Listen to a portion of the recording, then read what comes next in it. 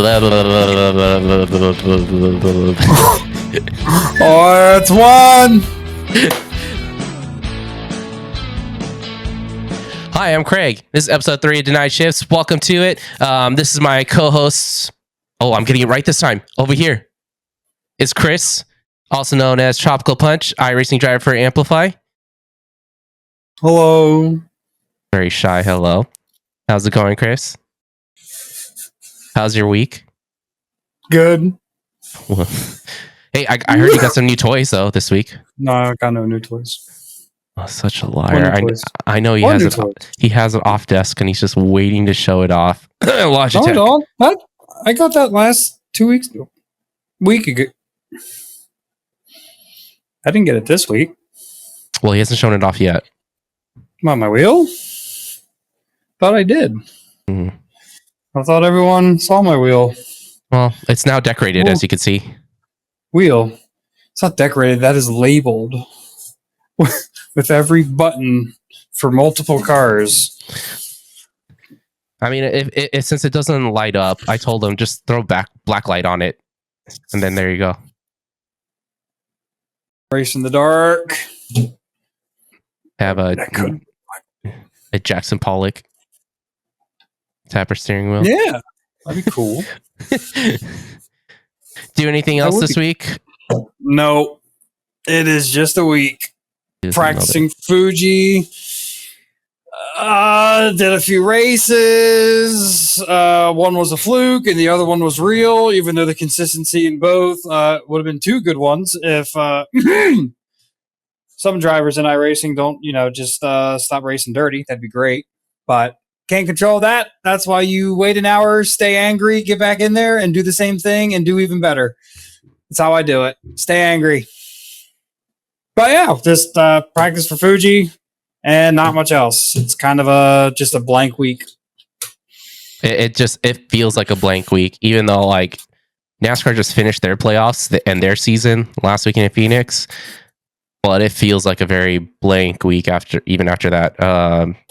Speaking of which, NASCAR crowned their new Cup champion this weekend. Joey Logano is our new 2024 champion. But fans are not exactly enthusiastic about it. Joey Logano wins. We're not worried about the fans. We're worried about you. How do you feel? I'm part of the fans. I know. We want you, though. Well, Joey Logano wins NASCAR Cup Championship in a winner-take-all final race at Phoenix. He came into the season with only 4 wins. Actually, came into the playoffs with only 3 wins.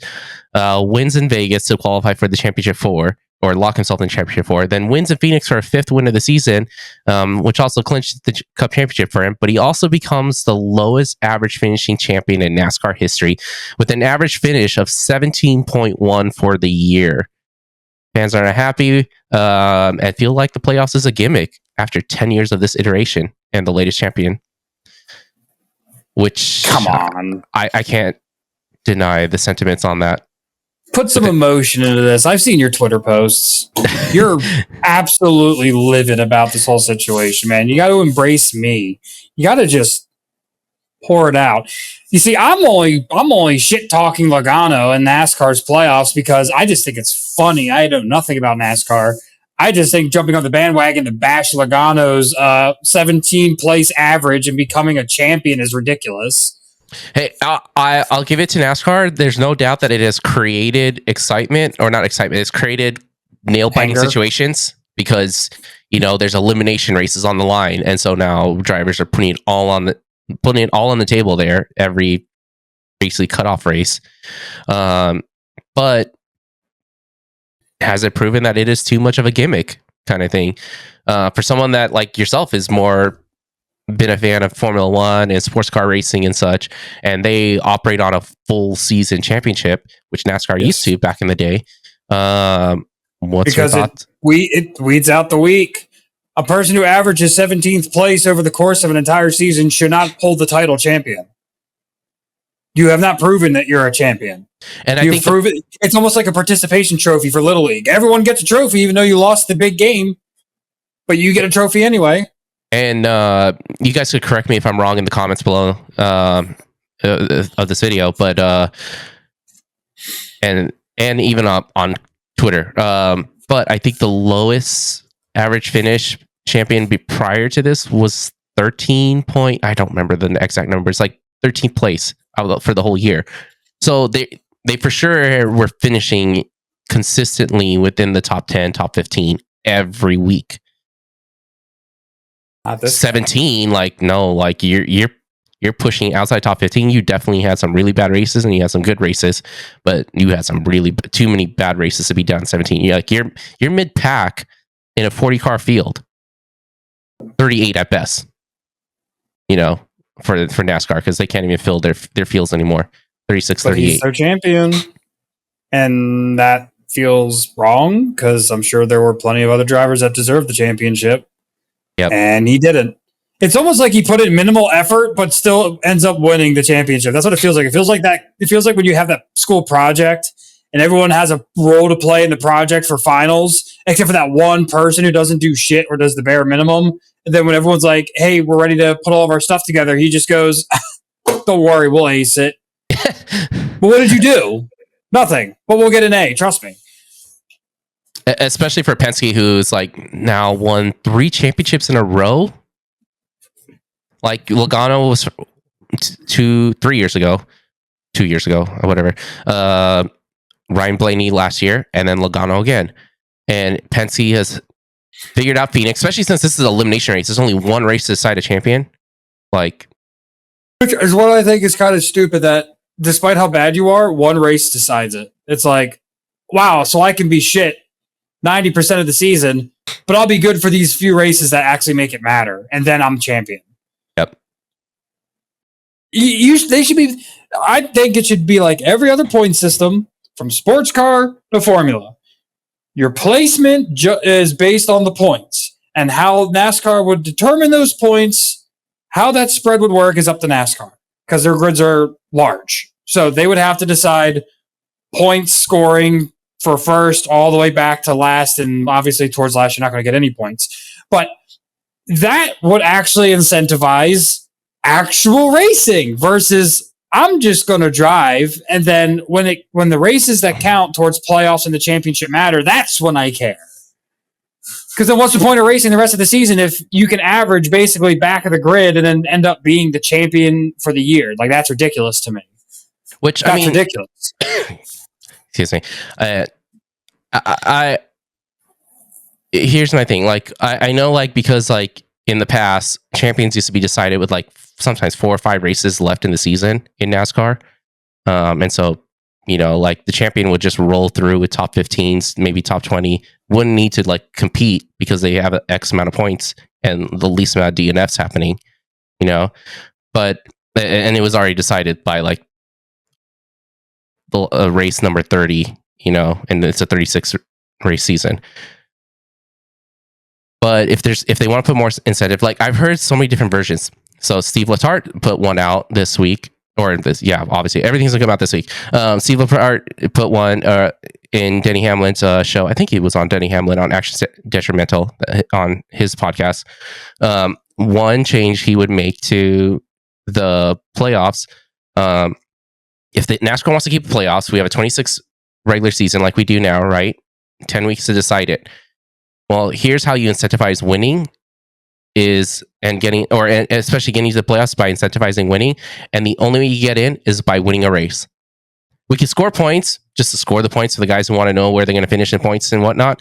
But in reality, when it comes to the playoffs, to make the playoffs, it doesn't matter where you scored in points. You have to win. So at the same time, you don't make a minimum or a maximum amount of drivers in the playoffs. So one season you could have 6 drivers because only 6 drivers won races in the 26 race regular season, or you could have 16 drivers because 16 different drivers won a race in the regular season. Your playoffs are going to change across that, but at least the champion's being decided by winners. People that have won a race are in the championship or in the playoff hunt, and you get 10 races to decide that. That was one option. Others I've heard, I threw this out there. I was like, honestly, like, let's just get rid of the playoffs altogether. We keep the points structure we have now because I think the smaller amount of points where we're not giving out a whole bunch of points at one time, but the smaller amount of points, and then we're incentivizing like still getting those basically extra points that happen at the race breaks. You can still incentivize that, but you're still going to have a close points final. Like if we took the points that we had to this year, I think the champion was going to be, it's either Christopher Bell or Chase Elliott, and it was going to be close. Technically, going into Phoenix, it was going to be a three driver race for the championship if we kept the points without the playoffs. There's that option. I've heard other options. I can't remember. I saw it on Twitter, but someone posted we have a 3-race final instead of 1 race, and maybe we have 2 5-race qualifiers, or in a sense 5-race eliminations. So the first race is 1 elimination, so we have a 1-race qualifier, which means you take 16 drivers, but the top 8 are locked in. And then basically the other 8 are fighting for 4 spots in the next round, which is 12 drivers. And for 4 races, you have 12 drivers, and then you knock it down to, I believe it was to 8, and then another 5 races to knock it down, which I think that would still not get us to the right number. But yeah, I'm trying to remember what they offered, or what they mentioned, but it was something along that lines, where like you're cutting the field down, but you have more races involved for the chase versus what we have now. Or we go old school, back to full season. Like I said, I think we go back to full season, keep the points the way they are, and not this gimmick. But I was critical about the playoffs when we first started this way back in 2010, I think is when NASCAR started this. Even when Jimmy Johnson was winning all the championships. I'm a Hendrick Motorsports fan, but even I was critical about it. I was like, man, it's almost like a gimmick, because the 2018 comes alive during the playoffs, which good for them. Like in traditional sports, like we see that. Or also in the playoffs just hits. It's different in baseball and football. The team is completely different, and they hit it out of the park consistently during playoffs. Like they're just on fire. And we saw that with Jimmy Johnson throughout the years. But at least like that was 10 races to decide the champion. There was no cutoff. It was just top 10 points reset for the top 10, and you got 10 races to decide the championship. I was still critical then, but at the same time, it was better than what we have now, I felt like. It just sounds like they're giving. It's not incentivizing anyone to really drive for the season. They kind of just coast by, and then it's like as soon as the playoffs hit, that's when people start caring. And if I was a sponsor, now this is just my opinion, it's not every sponsor, and I'm sure a lot of sponsors would highly disagree, that if I was a sponsor and this was what I saw, I wouldn't want to sponsor someone like Joey Logano, who averages as a poor ass average for the season, but he ends up winning the championship. It's like, I would think this is, he obviously doesn't have, he's just there to cruise around. And then when it comes in the playoffs and it matters, I feel like that caring should happen from beginning to the end of the season. There has to be something that NASCAR has to implement that makes teams care about scoring points from beginning to the end of the season. Formula One has the Constructors Championship. Constructors get big money for R&D for the next year. That's incentive for a driver to win, or have to, at least the cars place really well. You know what I mean? Just something. Yeah, and because it's just you're sitting there watching these guys drive in circles, and then it's just like, oh wow, a guy who averages basically in the back wins. Woohoo! That's great. What about the guy who always wins? And I'm not going to put pressure on the sponsors when it comes to this, because like it's not like Joey's a bad driver. He's a really good driver. Previously he was a 2-time champion, now 3-time champion in the series. He's just having a really bad year. But when it came to the playoffs, Penske was there, and when it came to Phoenix, they were there. Denny Hamlin also said during his podcast, like they worked almost all year, and like 3 years in a row now, Penske's won the race and won the championship there, and they have not been able to figure out how to beat Penske at Phoenix. Jeff Gordon said the same thing for Hendrick Motorsports. They worked on Phoenix all year, and they still couldn't beat Penske.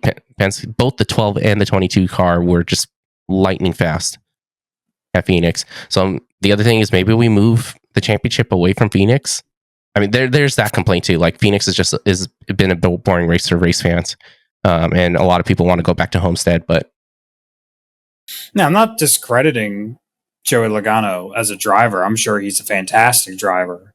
Yeah. It's just, to me, as from a third party who's not as emotionally invested in NASCAR, looking in from just from motorsports in general, just a general motorsports perspective, to me, it just sounds like he had a bad season. Okay, every driver has a season that's bad. Now, you can't win every season, so whatever. But the fact that he ended up being champion is just like, well, why did someone who had a bad season, who had the lowest average in their history, win the championship with the lowest average? How does that work? Why does that work? It feels like the team just kind of skated by, just wanted to get through the season, and then only when it came down to the playoff races, down to the wire, did they actually try. Yeah. And they succeed? Absolutely. Apparently, they did. They succeeded. So kudos to them for succeeding, but it just feels like you should have that same level of urgency for a win like they do in the playoffs in NASCAR when you get down to the wire.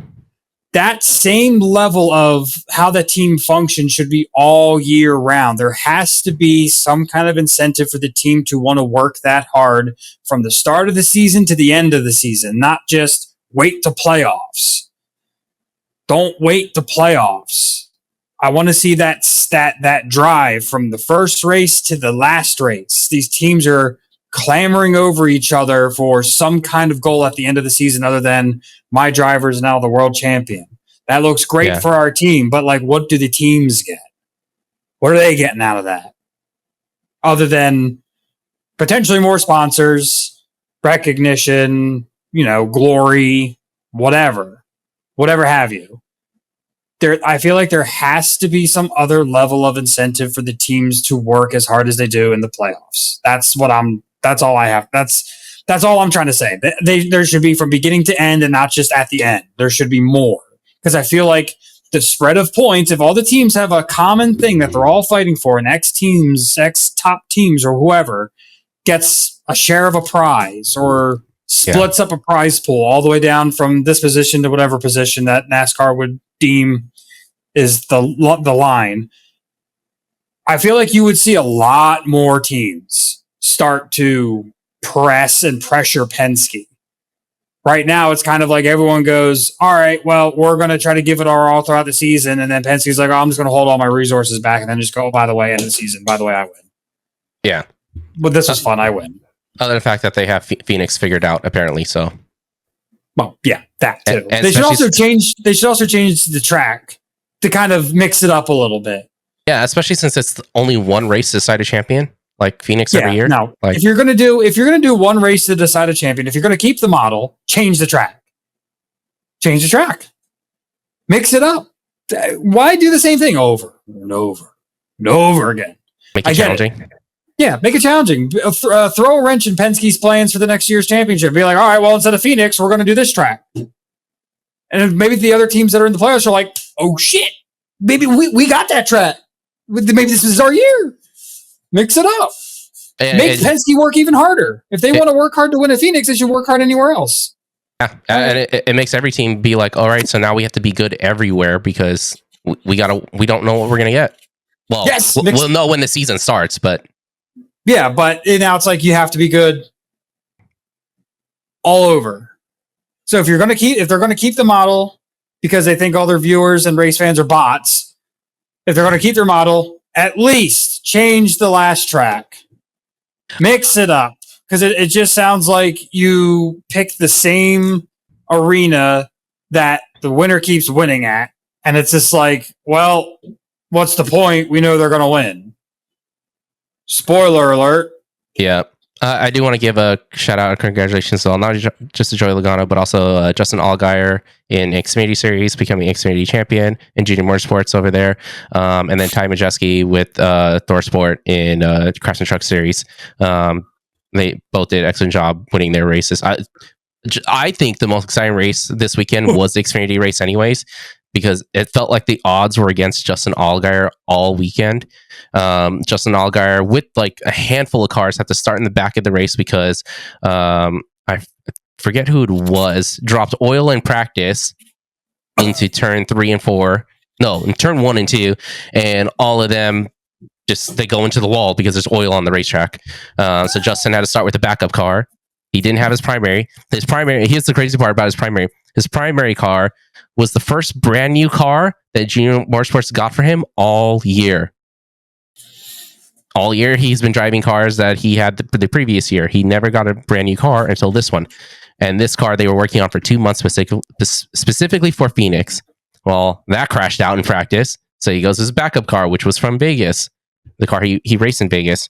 Great car. So he starts all the way from the back, works his way up to the front, then gets a speeding penalty.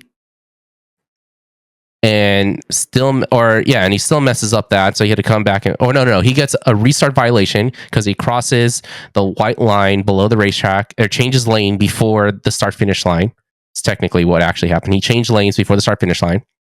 For all you go-kart drivers, you all know this. You on a start or a restart, you're not supposed to change lanes. You're supposed to stay within those double file box lines that they put on the racetrack. NASCAR has that same rule at Phoenix. And he changed lanes. Actually, in reality, I think they have it at all tracks. So he gets that penalty, but then he speeds down pit lane, serving that penalty. So he gets another penalty right away on top of that. So he's all the way in the back. He's a lap down at this point, almost 2 laps down. Methodically races his way towards the front, gets a caution at just the perfect time after he just pits. So he has fresh tires on while should have been the leaders have, I think, 15, 20 lap tires on. So that forces them to pit, Allgaier to the front, and then races his way back to the race win. Like, to me, it was a great race for Justin Allgaier. And to finally win a championship for him. Guy's been on it for years trying to win a championship, and just it seems like nothing went his way, and it felt like this weekend was about to be the same thing. But yeah, no, I think that was like the most exciting championship weekend for NASCAR.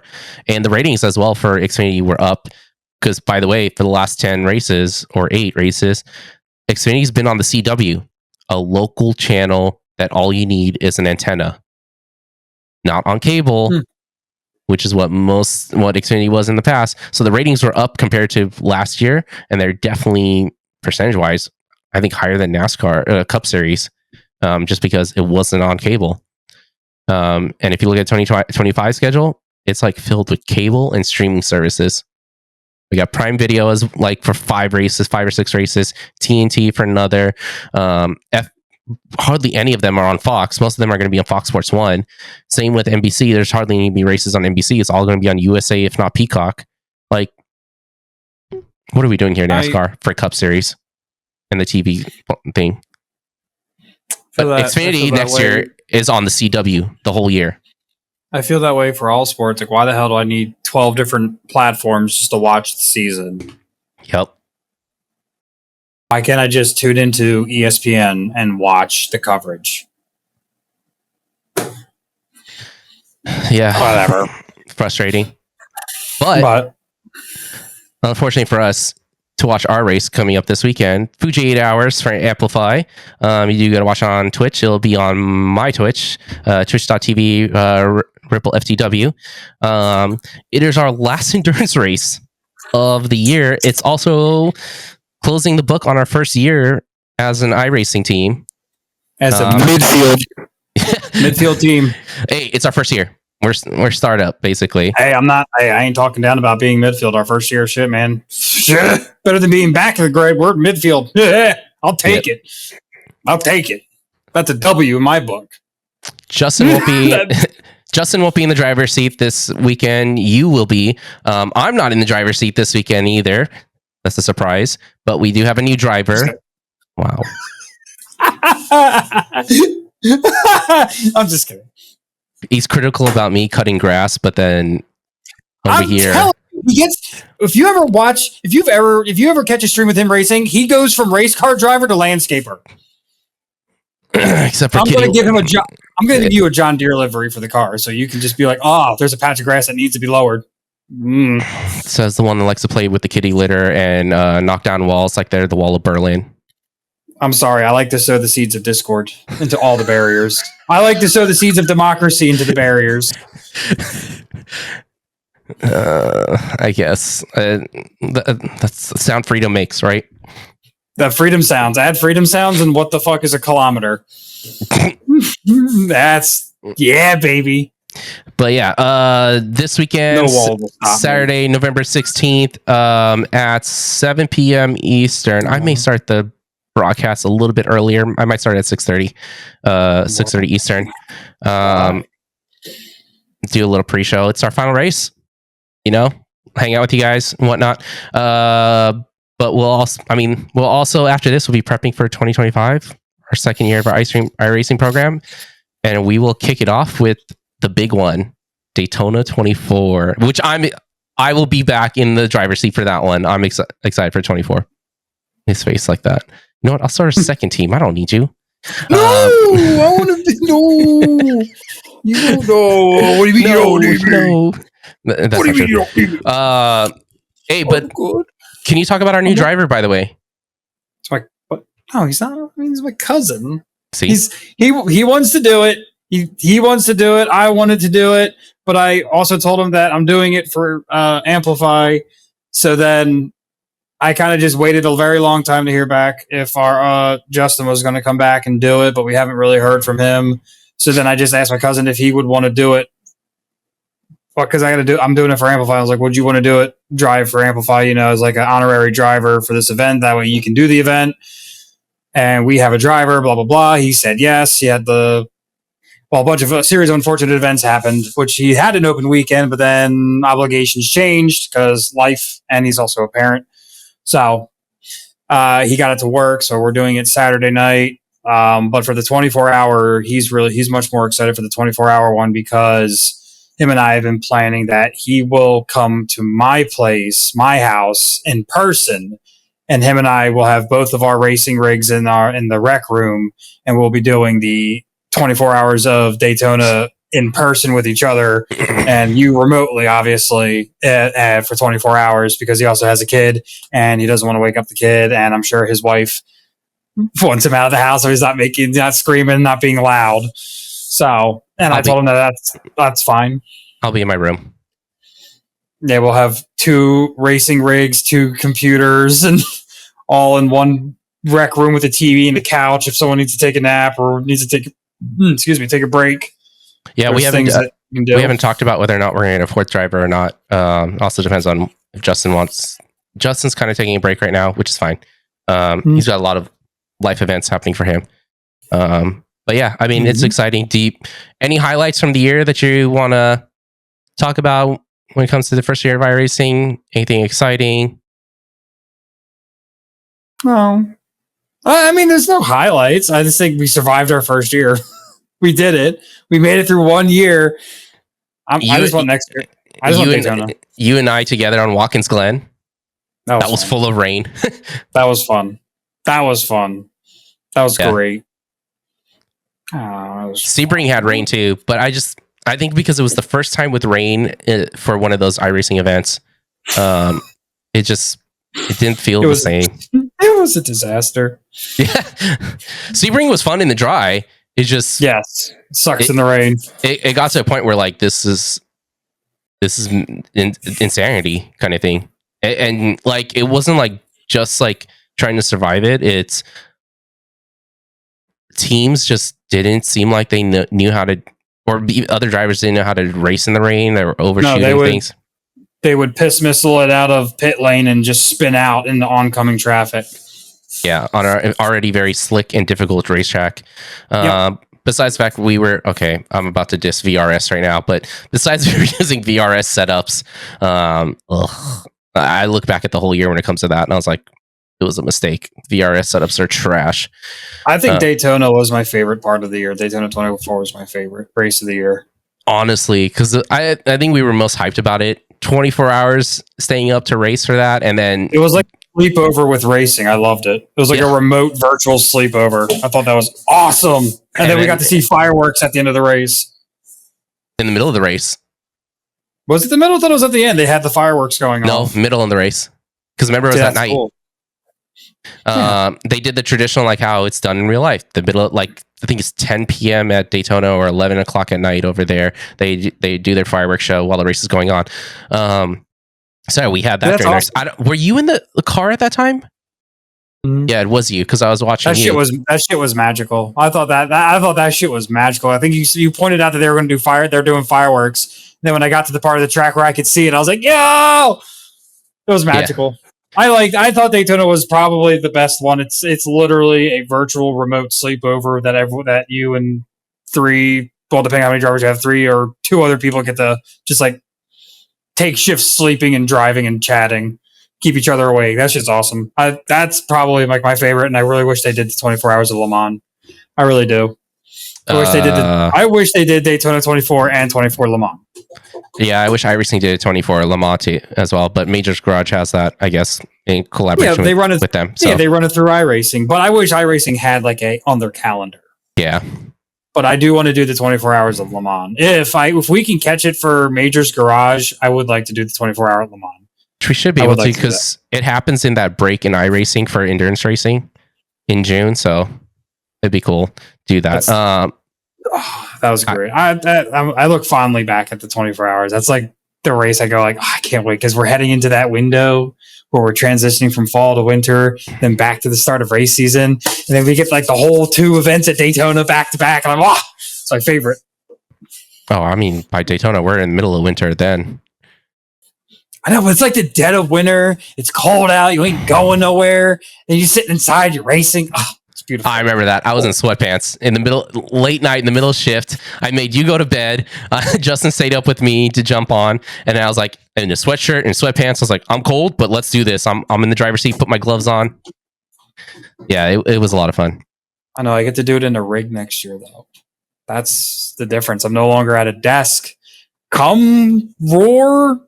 Well, actually, I'll have the rig. I'll have everything done in December before the holidays. But come next season, I'll have a fully dedicated race rig simulator setup done. That I will be in a room with a couch, a TV, and with that Logitech steering wheel, with the the whole direct drive setup. The next level racing rig mat stand, the new curved 2K monitor. I don't think I'll have a desktop by then, so I'll still be using the laptop. But eventually I'll move to the desktop and go full VR. But yeah, it's going to be nice to actually have a seat that doesn't hurt me when I sit. Yeah. And I could technically sleep in the seat because it reclines. The racing seat actually has 2 levers that pull it back for reclining, and it's so comfortable I could just throw it back and just be like, all right, I'm napping. Let me know. Yeah, this one reclines for me too, but the seat's definitely worn out and it hurts now. I have to put padding on this. Complaining about a seat? This is Old Faithful. Yeah, this was a lot higher. Do you know what I'm using as a cushion because it hurts? This is for a wheelchair. And it still hurts. It's WWE. This is what I'm using as my driver's seat. This is like it or not, ladies and gentlemen, this is the pinnacle of motorsport. Like it or not, this is peak performance. Mine just hurts because like the cushion on it, it's those fancy office chairs, but the cushion on it is so worn out and now I basically like have a rod because you know how the under part of where all the controls are at for the chairs are at. And such. I have a rod basically sticking straight up the middle towards my tailbone, and like that hurts. No, don't even. No.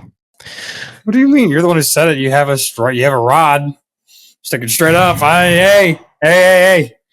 That's right. Sip your coffee. Yeah, we forget. All right. It's tea. Which, by the way, I'm doing this while like I'm starting to get sick, basically, or I'm in the middle of it, I guess. I cannot wait till I can't wait till the start of next year. Everything's going to be different. I have a whole new setup. And what makes Daytona exciting? It's the build-up. There's a ton of build-up to it because you have the Roar the week before. Technically, I think we're at Daytona for 3 weeks on iRacing. Because if I remember correctly, they had an event before the Roar. It was Daytona. It's Roar 24 500. Didn't they have something else last year? Like they had Daytona still for like one of the weeklies. The weekly? Yeah, the weekly they do have. All right, so it's like Daytona for 3 weeks. It feels like, right? So yeah, they do the weekly. The weekly rotation now. starts at Daytona, I think. And then you have the Roar, and then for the next week or so, you have Daytona. I think you have like another track, then it's back to Daytona, or they just keep it at Daytona for like 3 weeks. Yeah. I remember like it felt like at least for me, it felt like 3 weeks of Daytona road course, and then it was 3 back-to-back events at Daytona. So then it's 3 weeks of Daytona road course. So it's normal, Roar, 24, and then it goes to Daytona 500 for oval. 500's a month later. It's not till February, March. Well, yeah, that's like the next Daytona event. That's like 3 back-to-back Daytona events on the calendar. But yeah, Roar 24-5. It literally feels like you live at Daytona, but I also really like that track. So I mean, I really don't mind driving that track multiple times until people think I'm crazy, but I like it. Hey, there's a reason why in motorsports, Speed Weeks is some of the best weeks in racing, because it is the start of the racing calendar, the start of, and the hype up towards it, because it is several weeks. Traditionally, it used to be it was NASCAR testing in early January. Then the week after that, we went into the Roar, which was also IMSA's testing and practices. But we had the Roar also, and the lower series races. So you had the Roar week, and then the week after that, it was Daytona 24 hours race weekend. And Daytona used to be 3 weeks long in real life, basically almost 4 actually, at one point.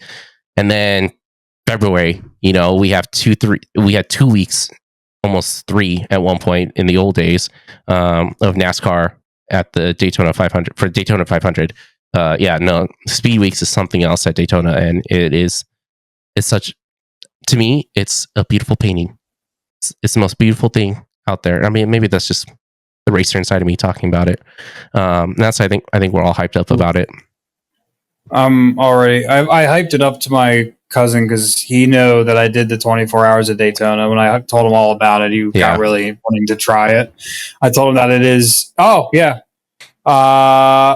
It really is like 3 events back to back to back over the course of like a matter of weeks. It's the Roar 24, then 5, and Daytona 500s in February.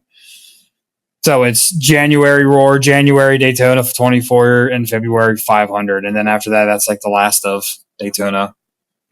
But no, I remember doing it last year, and my cousin really wanted to do it, but he couldn't do it. And then him and I are already making plans for the Daytona 24 next year, about having 2 real rigs put together. He's going to bring his desktop over, and we're just going to have a LAN party, and we're going to race the 24 hours at Daytona. But he has no idea what he's getting into, because that shit is hard, but it's so much fun.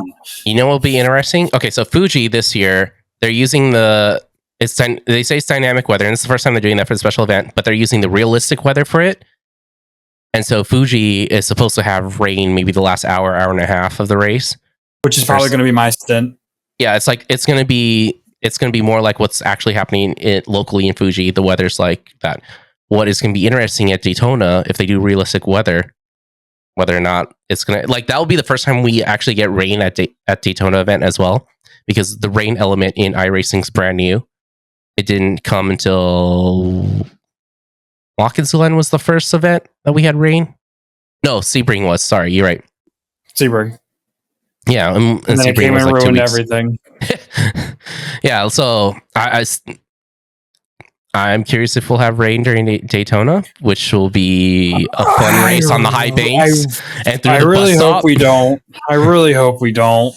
I hope for the sake of Daytona, they don't do rain.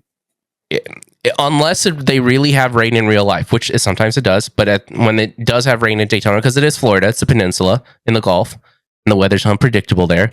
A lot of times what we've seen in the real Daytona 24 is rain hits in the middle of the night at this track. Maybe we'll see that. I mean, if the rain hits, it hits, but I'm hoping that if they go off the realistic model and they match the actual current weather of Daytona, Florida, or the track, or the weather around the track, that the weather around the track for the 24 hours is sunny and clear for the whole event, because I I don't mind the rain. I just like the rain. I like the racing when it's dry more than the racing versus tiptoeing when it's wet.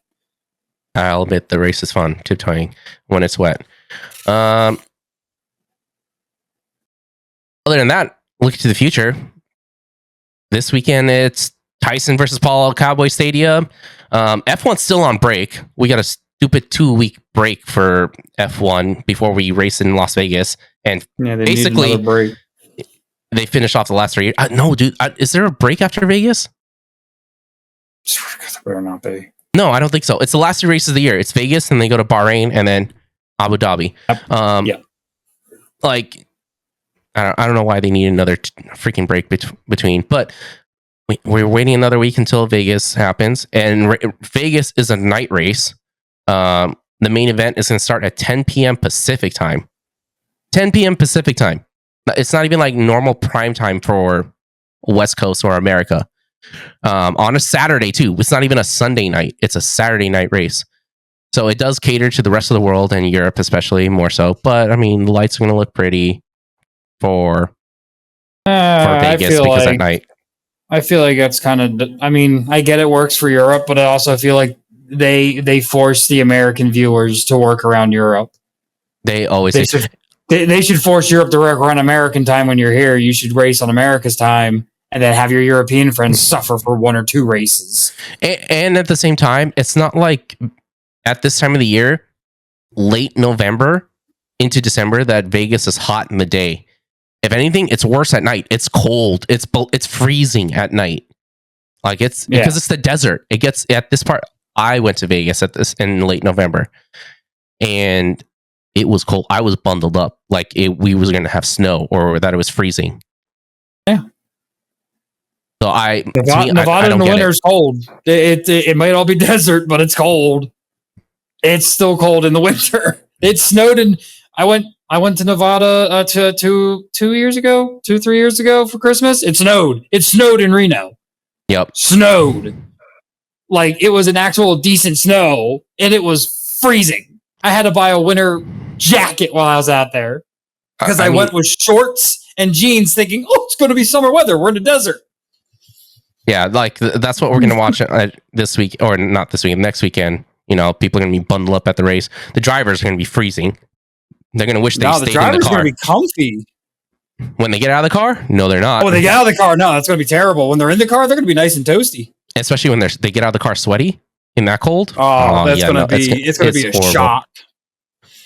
Yeah, it's going to be a shock factor for them. And we're basically going to decide our winner at like close to 1 a.m. basically is when we're going to have the freaking trophy celebration in a sense. 1 a.m. Pacific time, right? So 4 a.m. my time. East Coast folks, 4 a.m. Great for early morning for Europe, I guess. Well, but I mean, it's on the weekend, so most of us on the East Coast will probably stay up to watch it. So it's not a big deal. It's on the weekend, not a weekday, so it works. Except for those that have to make it to church, but for that, especially on the East Coast. But yeah, that's what we're looking forward to with F1 and Vegas return. Cool. We're not benefiting to our schedule. But Mike Tyson and Jake Paul fight is this week. Quote from Mike Tyson: "Jake was manufactured killer. I was a born killer." Hey, Mike Tyson's ready to fight. The man's old, right? He's gonna move around that ring slow. I don't know if his jabs have slowed down, but his feet have definitely slowed down. You should watch the training videos. Look at his punches. They are rapid and they hit hard. His trainer actually had to take a breath because he got right hooked by Tyson in the big pad, and he had to catch his breath. Yeah, I don't think Mike's punches are slow. I think the footwork is probably going to be slow, but then again, Mike Tyson's a veteran, and unlike Mayweather, Sir hugs a lot. Sir hugs a lot, Mayweather. If it's Mayweather ever again. But unlike hugs a lot Mayweather, Mike Tyson throws hands. He don't hug. So I think I think he is smart. He's got the experience. He's got He's got a lot of years of knowledge under his belt. I think he's going to take a slower, more methodical approach to the fight and wait for Jake to make the amateur mistake, and then he is going to absolutely decapitate him. Oh, yeah, and there's no doubt. I think Jake's going to run around the ring. Mike Tyson's going to wait for Jake to come, because Jake has to land punches. He has to score points. So he has to come to Mike. He has to go to Mike. Mike could just be on the safe offensive route. Just wait for Jake to come to him. Sit on the outside, follow Jake around the ring. Don't leave. Let him come to you, and then you just start throwing and push him into a corner. Or just, I want Jake's head decapitated. I want Jake to lose. Bounce in place. Honestly, he could just bounce in place. Let Jake run around the ring. Jake's gonna come up to him, and as soon as Jake has to come up to him, wham! Like it's gonna be lights out. That's what Mike. There was an interview. That's what Mike said that Jake has to do. He was like, he already knows Jake's going to dance around the ring. He already knows, and the fight hasn't even started. He knows that's what he's going to do. But he also pointed out that he has to come in and throw a punch, and the minute he does, it's over. Because he's just going to let loose, and that's it.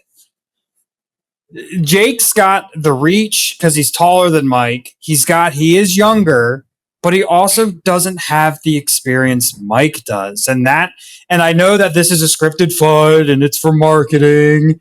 And I already probably know that if they're probably going to end in a draw, so they both get paid. I want Mike to win. I really do. I want him to win. I want him to decapitate Jake so Jake gets a slice of humble pie.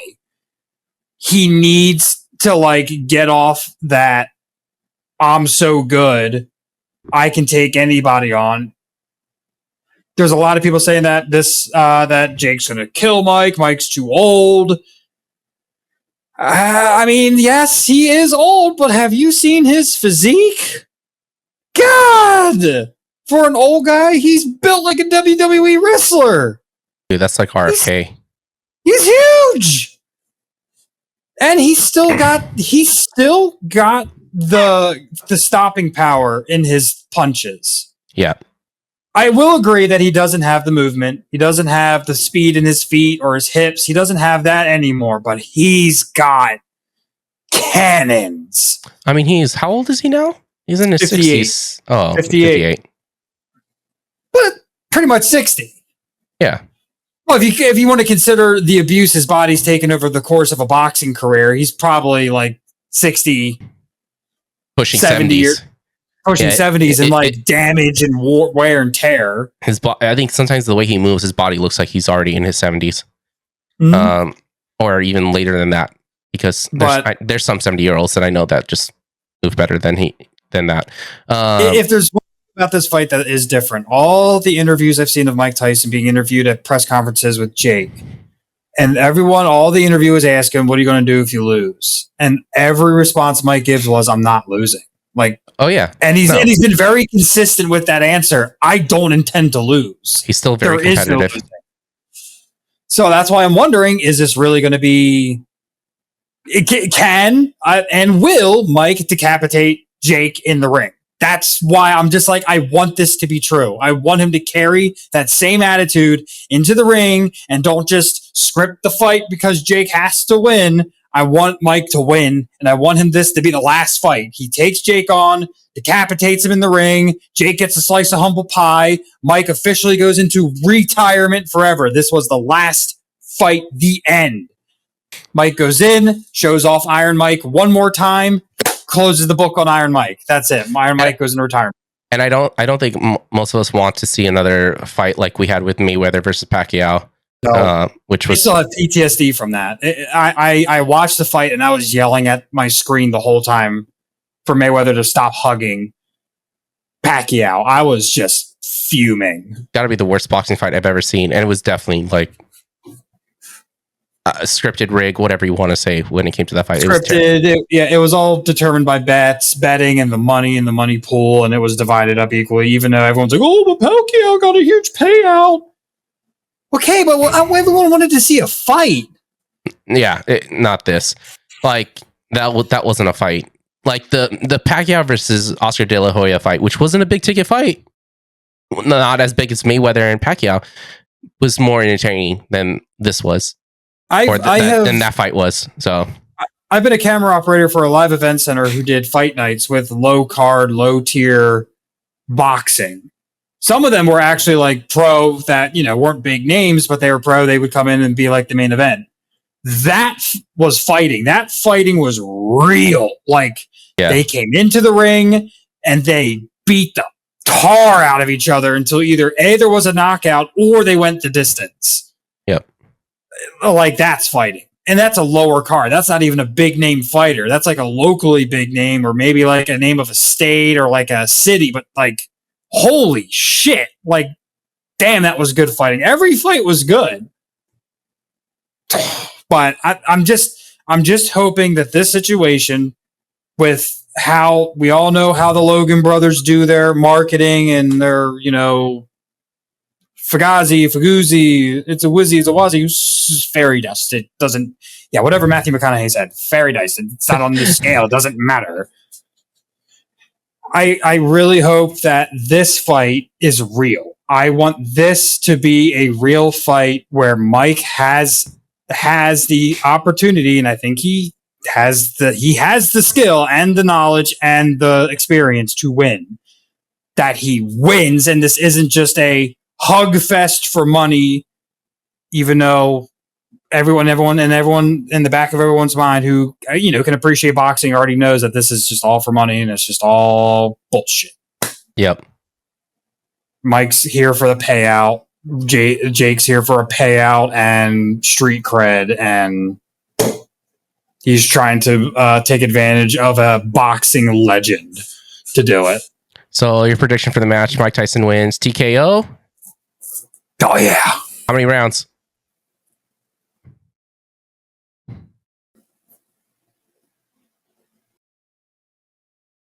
3.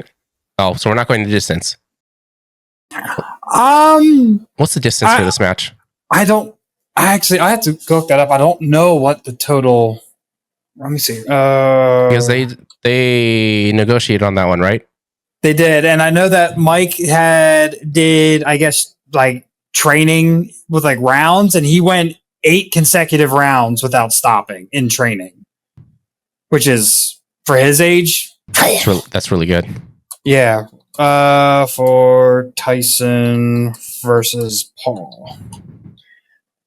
Oh my God! It's 8. It is 8 rounds. No. Yes. 8 rounds is 8-round heavyweight fight. All right, that's the distance. So he's training. So he went in practice the distance in a boxing for 8 rounds in boxing. So all right. Oh my God! You're saying TKO in 3 rounds. See, but here's the thing, though. Now that I know that it's actually 8 rounds, I thought that he just did 8 rounds as like a simulated. Let's practice. Let's check your stamina and endurance. He's practicing for the rules. This is the regulation. This is what's going to happen that night. I think I want to say TKO. I want to say TKO because I've seen Mike's punches. I've seen how hard he hits. I'm kind of leaning to a KO in round 8, like in the almost going the distance. I want to say the distance just because Jake's young and he's got the stamina to endure 8 rounds, and he's going to try to beat Mike by making him wear himself out in the 8 rounds. And that's what I'm thinking. Like I have a feeling they're both going to be very patient early in the early rounds. But I feel like Mike just has to get one good one. This is a Netflix event, not a pay-per-view event. So they're going to draw it out. Like I don't think they need to draw it out. I think they're going to, because if you think about it, if you were Mike's corner, if you were in the corner with Mike, I would want Mike to conserve as much of his stamina in the early rounds as possible, letting Jake come to him. Don't go to Jake. Let him come to you, conserve stamina, because he's young. He's probably going to get mollywopped and keep getting up, and then he's going to go the whole round, then move on to the next round. So I think early on, we're going to see Mike conserving And I feel like maybe towards the back half, he's going to start letting loose if it's still going to end this shit. Because he has to end it early. He's old. He knows that he has to end this early. Yeah, and I'll give you TKO and TKO could happen I would say if it's going to be safe, it's the 6th and 7th round. I would say probably early as 5th round. Early as the 5th, about medium would be 6 or 7 because they're going to want the money. I think it's going to go the distance, and it's going to be a KO on Tyson's end. But see, but to me that's logical though. That's a logical bet. And I'm just going off a history of boxing right now. That's just a logical bet, though. Because I know that Mike. I'm trying to factor in the age of Mike. His hips aren't great. He's not as fast in his feet as he used to be. Obviously, he's 58 years old.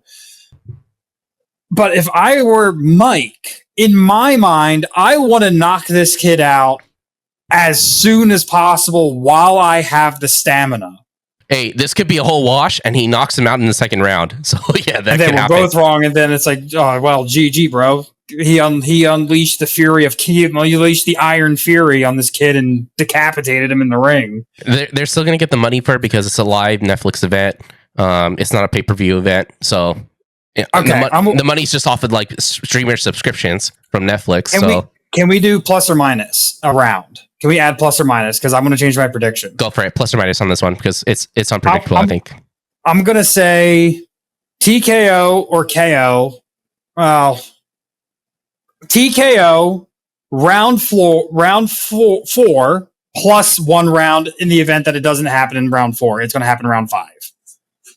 Okay. So round 4 is my round 4 TKO. And if it does go past the 4th round, my plus 1 I will use is it will happen in round 5. Okay. I mean, I'm thinking KO round 8. I'm just going to play safe there because if I'm going to be a betting man on this one, I'm saying round 8 at this point. It's a safer bet. Yeah, and I don't trust it happening earlier because of Tyson's footwork being older, and because this is a marketing event. Like I just see them dragging it out. There's no commercials because it's a live Netflix event. They don't run commercials for that, just like pay-per-view. But that's why you're sowing doubt into my head because it's just like all these other factors that would make it make sense for it to go the distance and become a KO in the 8th round. Yeah, because they don't want people to complain about, oh, I just bought a subscription to Netflix to watch this fight, and it finished so soon, and it feels like I got baited into having a Netflix subscription, basically. Like.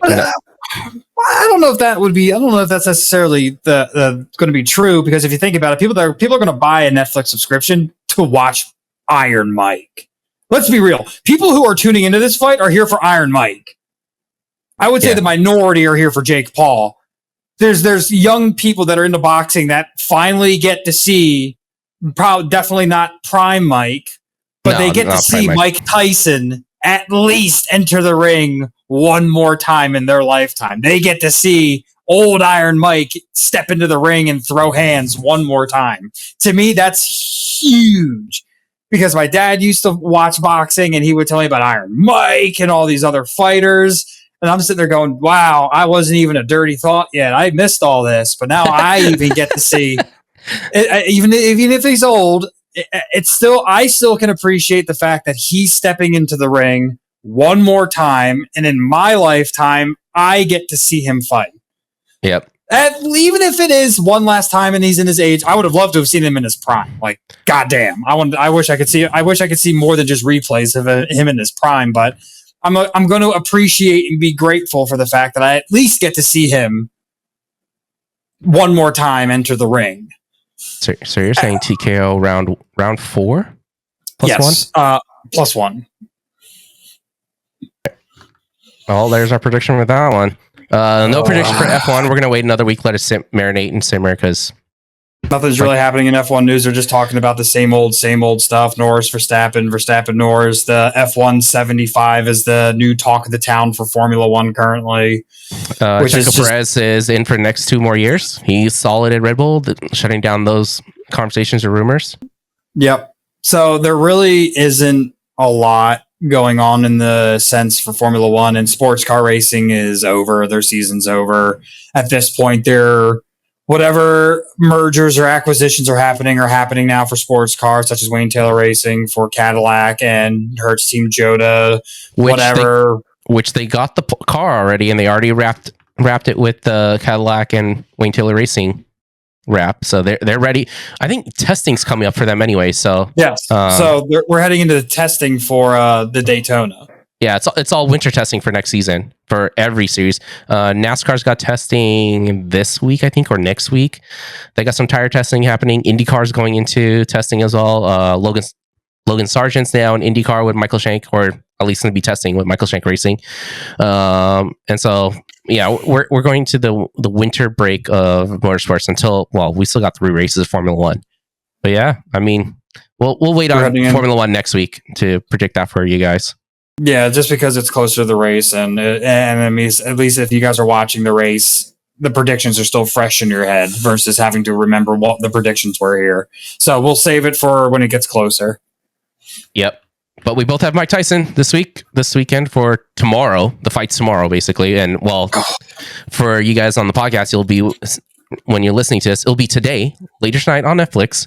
I forget the time that it's going to be on, but 8 p.m. Eastern time. Yeah, you'll probably just want to be locked in it to Netflix for most of the day because there'll probably be pre-stuff going on and everything else. So I know I'm going to be watching the Netflix stuff at work to see if they have any like pre-show and stuff going on. I'll be doing that at work while I work because I actually want to watch this fight. I genuinely want to watch it. For Chris's sake, he's 2-0 on predictions right now. He did predict Joey Logano win the championship, so.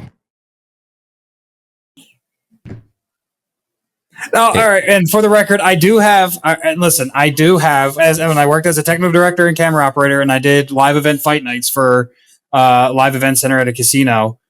I did 2 fight nights where there were multiple fights, multiple cards.